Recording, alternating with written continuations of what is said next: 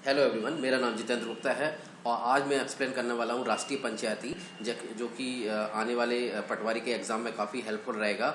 चलिए स्टार्ट करते हैं। देखिए, सबसे पहले मैंने ये पिक्स लगाया हुआ है एक राष्ट्रीय पंचायती राज दिवस का, जो कि 24 अप्रैल को हमेशा इंडिया में मनाया जाता है। और राष्ट्रीय पंचायती राज दिवस ये 24 अप्रैल को होता है। और राष्ट्रीय पंचायत किस मिनिस्ट्री के अंदर आता है ये भी मैंने लिखा हुआ है यहाँ पे, देखो इस पिक्स में डला हुआ है, मिनिस्ट्री ऑफ पंचायती राज के अंडर में आता है। चलिए आगे देखते हैं। और ये मैंने एक स्वच्छ भारत अभियान का पिक्स लगाया हुआ है। इसको लगाने का मकसद सिर्फ एक ही है मेरा, कि इसको प्रमोट करना। आप लोगों से भी निवेदन है कि आप लोग भी इस चीज़ को प्रमोट कीजिए, अपने भारत को साफ एंड स्वच्छ बनाइए। चलिए स्टार्ट करते हैं राष्ट्रीय पंचायती राज दिवस से। और सबसे पहले जो पंचायती राज का जो उल्लेख मिलता है पंचायत का, वो सबसे पहले उल्लेख मिलता है हमको चोल साम्राज्य में। और किन राजा के अधीन? एक राजा हुआ करते थे, पिरनातक नाम के राजा थे। उनके अंडर में पंचायती राज प्रणाली चलती थी। और उसमें जो नाम दिया गया था, एक उर और नगरम दिया गया था। जैसे कि अभी जिला पंचायत है, जनपद पंचायत है, वैसे ही उर नगरम वहाँ पे हुआ करती थी पिरनातक नाम के राजा के अंडर में। तो सबसे पहला जो इसका प्रारंभ हुआ था, ऐसा बोल सकते हैं अपनी पंचायती राज का, वो हुआ था चोल साम्राज्य में। और किन राजा के अधीन हुआ था? वो पिरनातक नाम के राजा, जो कि मैंने यहाँ पे एक शॉर्ट नोट में यहाँ पे डाला हुआ है, आप देखिए यहाँ पे।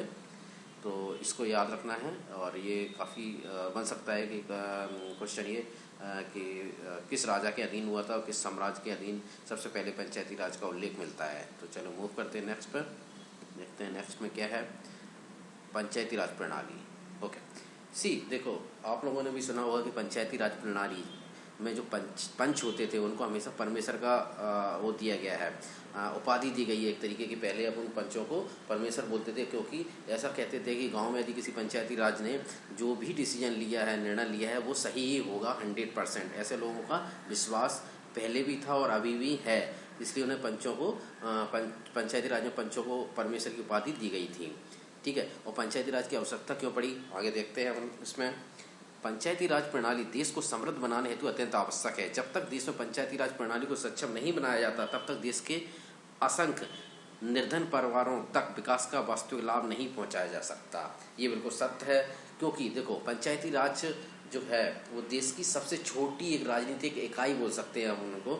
जैसे कि आपको पता है कि केंद्र सरकार होती है, राज्य सरकार होती है, फिर राज्य सरकार के अंदर जिले होते हैं, जिला सरकार होती है, उसके अंदर फिर पंचायती राज होता है, जो छोटे छोटे गाँव में पंचायत बनती है, तो उन्हें पंचायती राज बोलते हैं। तो ये राजनीति की सबसे छोटी इकाई होती है पंचायती राज। और जब ये राजनीति की सबसे छोटी इकाई है और गांव में ही बनते हैं, गांव को समृद्ध बनाने के लिए बनाई गई है, तो जब तक कि गांव का विकास नहीं होगा तब तक आगे विकास नहीं हो सकता। ऐसा पंचायती राज प्रणाली में लिखा हुआ है। ऐसा इवन महात्मा गांधी ने, स्वतंत्रता दिवस पर महात्मा गांधी ने ये बोला था, यदि अपने देश को आगे बढ़ाना चाहते हैं तो हमको सबसे पहले पंचायत को समृद्ध बनाना होगा, गांव को समृद्ध बनाने के लिए। इसके विपरीत जवाहरलाल नेहरू ने ये बोला था, यदि हम अपने देश को आगे बढ़ाना चाहते हैं तो हमें सबसे पहले इंडस्ट्रियलाइजेशन करना चाहिए, हमें वहाँ पर लाखों लोगों को रोजगार मिलेगा तो देश आगे बढ़ेगा। जबकि ये बिल्कुल महात्मा गांधी के विपरीत था। इसलिए आप लोगों ने सुना भी होगा कि जवाहरलाल नेहरू के जो भी डिसीजंस थे वो महात्मा गांधी के काफ़ी विपरीत रहते थे। हालांकि महात्मा गांधी ने स्वतंत्रता के बाद राजनीति में इंटरेस्ट लेना बहुत ही कम कर दिया था, क्योंकि काफ़ी ओल्ड भी हो गए थे। वो केवल पूजा पाठ और इस टाइप की चीज़ों में काफ़ी उनका ध्यान था। लेकिन उनका ये कहना था कि भाई यदि अपने देश को समृद्ध बनाना है तो सबसे पहले पंचायती राज को समृद्ध बनाना पड़ेगा। ठीक है, चलिए मूव करते हैं नेक्स्ट पर। देखिए यहाँ पे एक चीज़ मैंने लिखी हुई है कि अंग्रेजों के व्यापारिक उद्देश्य से भारत आने के समय भी देश भर में पंचायती राज प्रणाली प्रचलित थी, क्योंकि ये काफ़ी पुरानी है, पहले भी बताया मैंने, चोल साम्राज्य से स्टार्ट हुई तो प्रचलित थी। इस सरल प्रणाली के व्यापक प्रभाव ने उन्हें भी अचंभित कर दिया था। मतलब जब वो लोग आए थे तो उन्होंने देखा कि भाई हर एक गाँव में कभी कस्बों में पंचायती राज प्रणाली चल रही है, तो वो लोग भी इस चीज़ को आश्चर्यचकित थे कि ये कैसे चल रही है, कैसे क्या होता है। तो वहाँ के एक जो अंग्रेज़ों के जो एक लॉर्ड थे जिनका नाम था चार्ल्स मैककॉम्ब, इन्होंने इस पंचायती राज की प्रणाली को सूक्ष्म गणराज्य का नाम दिया। तो ऐसा क्वेश्चन आ सकता है कि सूक्ष्म गणराज्य का नाम किस लॉर्ड ने दिया था या किसने दिया था? तो उनका नाम याद रखना है, चार्ल्स मैककॉम्ब ने। ठीक है।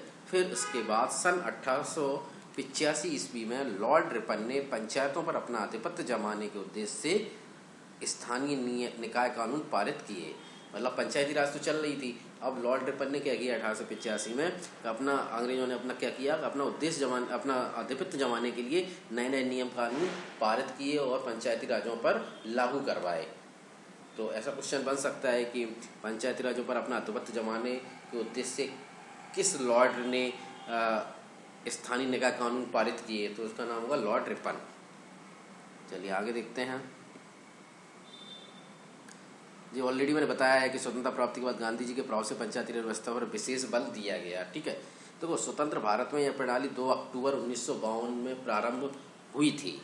ये कब प्रारंभ हुई थी, ऐसा पूछ सकते हैं कि स्वतंत्रता के बाद पंचायती राज प्रणाली सबसे पहले कब प्रारंभ हुई थी, तो 2 अक्टूबर 1992 को प्रारंभ हुई थी। लेकिन ये सफल नहीं हो पाई। सफल क्यों नहीं हो पाई, क्योंकि उस टाइम ही देश आज़ाद हुआ था, उसी टाइम काफ़ी 1947 में युद्ध वगैरह हुआ था पाकिस्तान से, तो अपने देश में काफ़ी निर्धनता थी, तो किसी का सहयोग भी नहीं मिल रहा था। काफ़ी सारे अलग अलग वो राजाओं का वो था, बटे हुए थे, काफ़ी देश बटा हुआ था एक तरीके से।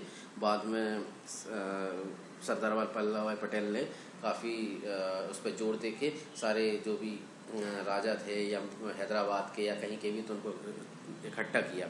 लेकिन काफ़ी निर्धनता थी, इसी कारण ये सफल नहीं हो पाई। उसके बाद 1959 में 1959 में एक बलवंत राय मेहता समिति बनाई गई, और बलवंत राय मेहता उसके मेन मुख्य प्राणी थे। उन्होंने अपनी रिपोर्ट बनाई और प्रस्तुत की, और उस रिपोर्ट के आधार पर 1959 में एक पंचायती राज की व्यवस्था की गई, जिसे पंचायती राज प्रणाली बोला गया। और उनके अनुसार उन्होंने ये बोला कि जो पंचायती राज प्रणाली है, ये लोकतांत्रिक विकेंद्रीकरण होगी। विकेंद्रीकरण से तात्पर्य हमारा यह है कि एक स्वतंत्र प्रणाली होगी और इसमें इसकी शक्तियाँ होंगी उनके पास। मतलब जैसे केंद्र सरकार है, केंद्र सरकार पर शक्तियाँ, सबसे ज़्यादा शक्तियाँ उन्हीं के पास होती हैं। उसके बाद उन्होंने बोला कि राज्य सरकार के पास राज्य सरकार की शक्तियाँ होंगी, राज्य सरकार के बाद राज्य सरकार की शक्तियाँ होंगी, फिर ऐसे ही जो भी पंचायती राज होगा उनके पास भी शक्तियाँ होंगी। मतलब ऐसा नहीं है कि उनको केवल क्या बोलते हैं, उनका चुनाव करवाया, जीत गए, लेकिन शक्तियाँ नहीं थी, ऐसा नहीं होगा, शक्तियाँ होंगी। तो इसे बोला गया लोकतांत्रिक विकेंद्रीकरण। तो ये याद रखना है कि 1959 में जो बलवंत राय मेहता समिति की रिपोर्ट आई थी, उसके आधार पर इस पंचायती राज प्रणाली को लोकतांत्रिक विकेंद्रीकरण का नाम दिया गया था। और उनकी जो पंचायती राज प्रणाली थी वो 3 टायर थी या त्रिस्तरीय। मतलब सबसे छोटा था ग्राम पंचायत, दूसरा था पंचायत समिति, तीसरा था जिला परिषद। 3 भागों में बटी थी, ऐसा बता सकते हैं हम कि ये 3 भागों में बटी हुई थी। सबसे छोटी जो इकाई थी वो ग्राम थी, उसके बाद खंड, फिर जिला। ठीक है, आइए देखते हैं आगे।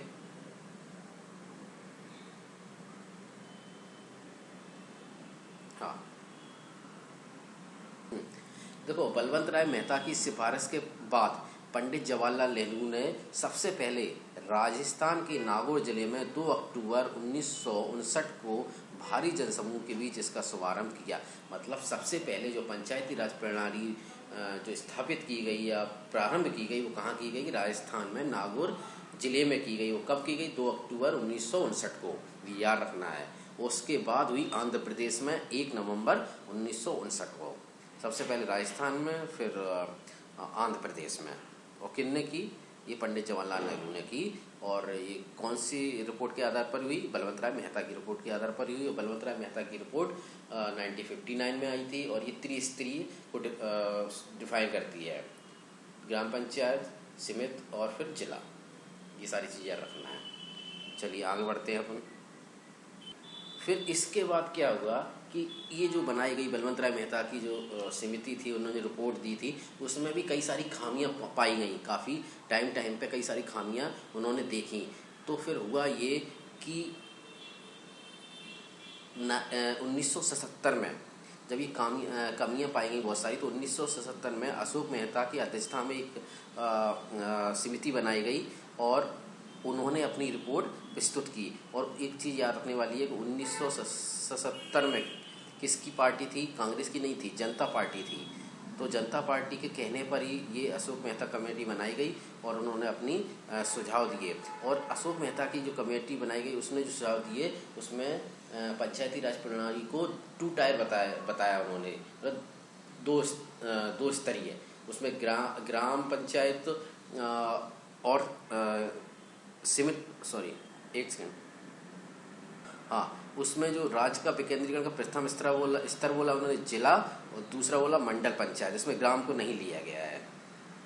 तो ये याद रखना है कि ये अशोक मेहता की जो अध्यक्षता में जो पंचायती राज व्यवस्था की गई वो 2 स्तरीय थी। ये कब की गई? 1977 में। और ऐसा पूछ सकते हैं उस टाइम पार्टी कौन सी थी? तो जनता पार्टी थी। चलिए आते हैं नेक्स्ट पे, देखते हैं क्या है।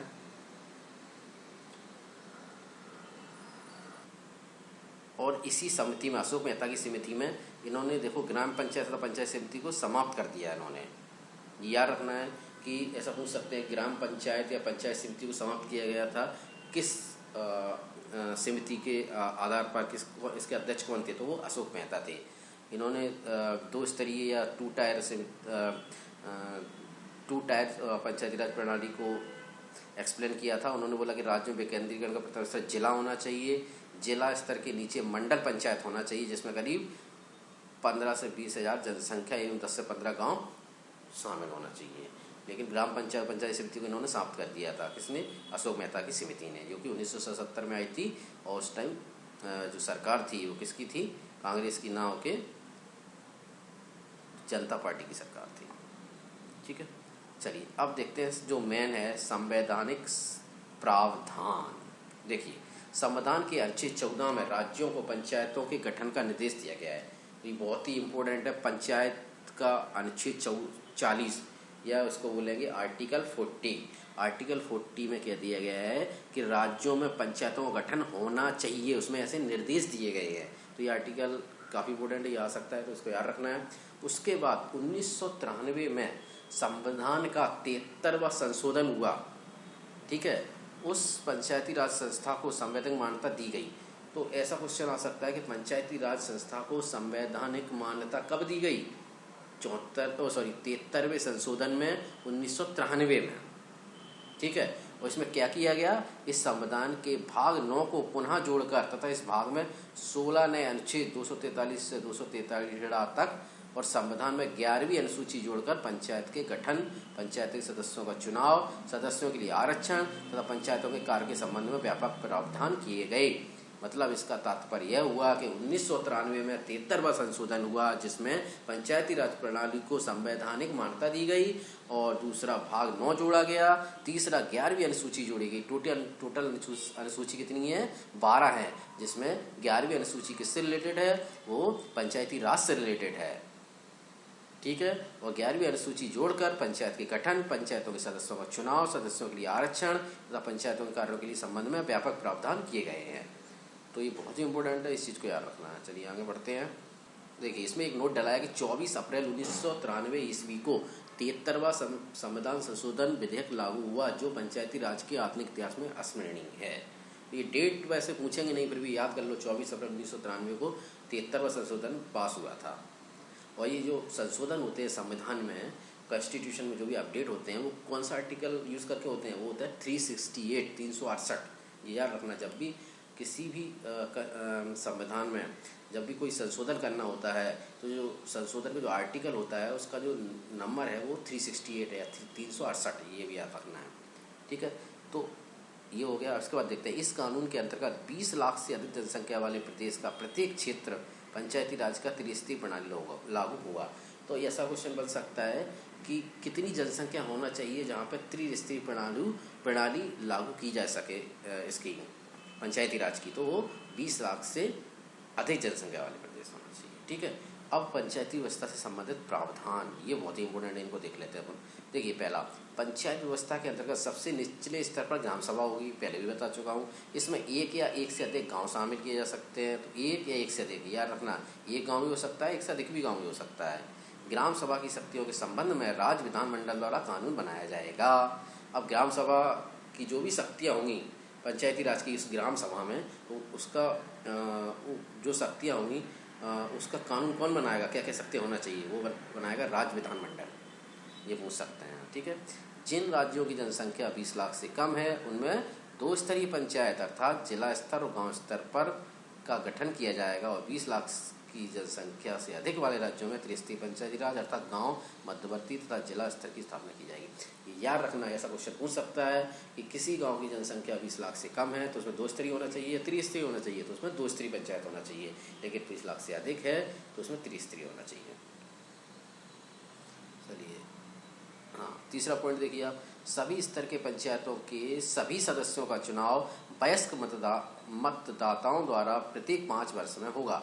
गांव स्तर के पंचायत के अध्यक्ष का चुनाव प्रत्यक्ष तथा मध्यवर्ती एवं जिला स्तर के पंचायत के अध्यक्ष का चुनाव अप्रत्यक्ष रूप से किया जाएगा। ये पॉइंट बहुत ही इंपॉर्टेंट है। देखो, जब भी गांव में पंचायतों के सदस्यों का चुनाव होगा गांव में, तो जो सबसे छोटी इकाई हमने बोला ग्राम सभा, उसमें जो भी चुनाव होंगे वो एकदम प्रत्यक्ष रूप से होंगे, जैसे होते हैं, जैसे लोकसभा के चुनाव, राज्यसभा के चुनाव, लोकसभा के चुनाव या जो भी विधानसभा के चुनाव होते हैं, वैसे ही ये ग्राम के चुनाव होंगे और जो भी पंचायती राज के जो भी सदस्यों को चुना जाएगा एकदम प्रत्यक्ष रूप से चुना जाएगा।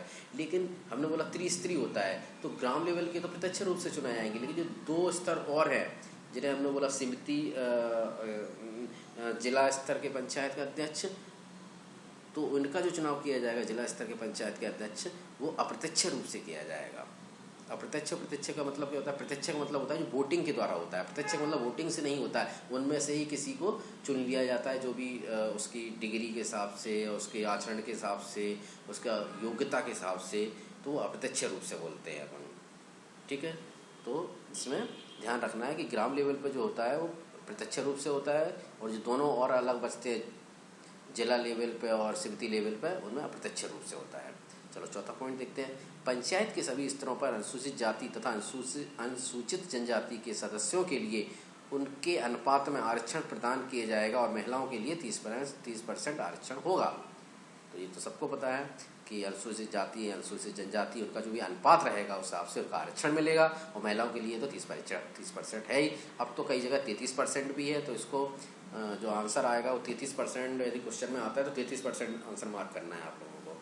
30% ये गलत लिखा हुआ है। ठीक है, चलो 5वां पॉइंट देखते हैं। सभी स्तर के पंचायतों का कार्यकाल 5 वर्ष का होगा, लेकिन इसका विघटन 5 वर्ष के पहले भी किया जा सकता है, परंतु विघटन की दिशा में 6 मास के अंतर्गत चुनाव कराना आवश्यक होगा। ये बहुत ही इम्पोर्टेंट क्वेश्चन है कि एक तो 5 साल में चुनाव होते ही हैं, सभी के होते हैं, चाहे वो लोकसभा हो और विधानसभा हो, आप सबको पता है। इसी प्रकार ग्राम पंचायतों के भी जो चुनाव होते हैं वो 5 वर्ष में होते हैं, लेकिन विघटन कभी भी हो सकता है। वो सबको पता है कि अब लोकसभा में प्रधानमंत्री जो बना है उनकी पार्टी कमज़ोर पड़ जाए तो उनका विघटन हो सकता है, ऐसे ही ये भी हो सकता है। लेकिन इसमें एक चीज़ यही है, यदि विघटन होता है तो 6 महीने के अंदर उनका चुनाव होना चाहिए। ये चीज़ याद रखने वाली है कि यदि कोई सरकार बनी हुई है, पंचायती राज बना हुआ है, यदि उस किसी कारण से विघटन होता है तो उनका जो चुनाव होगा वो कितने वर्ष में होना चाहिए, कितने माह में होना चाहिए? तो 6 माह में होना चाहिए, ये याद रखना है। देखते हैं 6वां पॉइंट क्या बोलता है। पंचायतों को कौन सी शक्तियाँ प्राप्त होंगी और वे किन उत्तरदायित्वों का निर्वाह करेंगी, इसकी सूची संविधान में 11वीं अनुसूची में दे दी गई है। मैंने पहले भी बताया है कि जो भी पंचायती राज से रिलेटेड चीज़ें हैं वो 11वीं अनुसूची में दी गई हैं, इसको याद रखना है। 11वीं अनुसूची, इस सूची में पंचायतों के कार्य निर्धारण के लिए 29 कार्य क्षेत्रों को चिन्हित किया गया है। ठीक है, 7वां पॉइंट ला, राज्य विधानमंडल कानून बनाकर पंचायतों को उपयुक्त स्थानीय कर लगाने, उन्हें वसूल करने, उनसे प्राप्त धन का व्यय करने का अधिकार प्रदान कर सकती है। मतलब ये है कि राज्य विधानमंडल कानून बनाकर पंचायतों को ये अधिकार दे सकती है कि आप कुछ कर लगा सकते हैं स्थानीय, जो उनके किसी गांव में है, जैसे गांव में कोई मेला लग रहा है तो कई सारे लोग आते हैं तो उन पर कर लगा सकती है। इस टाइप से वो धन उन्हें मिल सकता है। 8वां पॉइंट, पंचायतों की वित्तीय अवस्था के संबंध में जांच करने के लिए प्रति 5वें वर्ष वित्तीय आयोग का गठन किया जाएगा, जो राज्यपाल को अपनी रिपोर्ट देगा। ये बहुत ही इम्पोर्टेंट है। पंचायतों की वित्तीय अवस्था के संबंध में जांच करने के लिए प्रति 5वें वर्ष वित्तीय आयोग का गठन किया जाएगा। तो ये पूछ सकते हैं कौन से ईयर में वित्तीय आयोग का गठन किया जाएगा पंचायतों की वित्तीय अवस्था पर यदि जांच करनी है, तो 5वें वर्ष में। और ये रिपोर्ट किसको देगा? राज्यपाल को देगा। ठीक है, और यहाँ पे एक मैंने एक छोटा सा पिक्स डाला हुआ है। त्रिस्तरीय पंचायत राज की संरचना में ग्राम स्तर, फिर खंड ब्लॉक स्तर, जैसे समिति बोला है हमने, फिर जिला स्तर। ठीक है, संरचना ग्राम में होगी, ये क्षेत्र में होगी, या जिला में होगी। मुख्य अधिकारी देखो मैंने बताया, ये जो अधिकारी है ये अध्यक्ष, देखो जिला स्तर पर अध्यक्ष चेयरमैन होगा जो कि अधिकारी होगा, और ये प्रमुख होगा, ये भी चुना जाएगा। और ये ग्राम स्तर पर प्रधान होगा, मुखिया सरपंच जिसे बोलते हैं हम, वो होंगे। ठीक है, तो इसमें ये याद रखना, ग्राम स्तर पर जो होते हैं वो सीधे डायरेक्ट इलेक्शन के द्वारा चुने जाते हैं, जबकि खंड, ब्लॉक और जिला स्तर पर ये उनकी योग्यता के आधार पर अधिकारी जो बनते हैं, आपने पीएससी वगैरह से सुना होगा, आईएएस पीएससी अधिकारी, इनको बनाया जाता है। तो ये सारी चीज़ें इतनी याद रखना है। तो यहाँ पे मैंने आपको पंचायती राज प्रणाली का पूरा बताया कि कैसे स्टार्ट हुआ था, चोल वंश से लेके बलवंत राय मेहता समिति, अशोक समिति, और अध्यक्ष कैसे चुने जाते हैं इसके, डायरेक्ट और इनडायरेक्ट। डायरेक्ट का केवल ग्राम लेवल पे होता है, इनडायरेक्ट का दो और अलग लेवल, समिति और जिला, उन पे होता है। तो ये सारी चीज़ हमने यहाँ पे बताई हुई है, और इनमें से आप को एक बेस बन जाएगा पंचायती राज प्रणाली का। और हो सकता है कि अभी यदि आने वाले जो एग्ज़ाम है आपका, तो उसमें करीब 2 से 3 क्वेश्चन आप अटेम्प्ट कर लो, और इससे आ जाए पंचायती राज प्रणाली से। इसके ऊपर मैंने 1-2 वीडियो और बना रहा हूँ, जिनमें मैंने काफ़ी क्वेश्चंस डालूंगा मैं, जो भी आएंगे इसमें पंचायती राज प्रणाली से। तो आप 1-2 वीडियो डालूंगा, एक पटवारी से रिलेटेड होगा, सीधा पटवारी कहाँ से कब से स्टार्ट हुआ और कैसे बनते हैं, ये सारा वीडियो मैंने एक बनाया हुआ है, मैं जल्दी डाल दूँगा। तो पटवारी की जो एग्ज़ाम आने वाला है उसमें पंचायती राज से 3 से 4 क्वेश्चन आएंगे। इनमें से यदि आप ये दोनों वीडियो मेरे कवर कर लेंगे, ये वाला और एक और बनाऊंगा वो वाला, तो सारे क्वेश्चन उसमें से आ जाएंगे। थैंक यू, धन्यवाद। प्लीज़ कमेंट जरूर करें और लाइक करें। यदि कोई और वीडियो चाहिए तो हमें ज़रूर बताएं, जिससे हम आपको दे सकें। थैंक यू, धन्यवाद।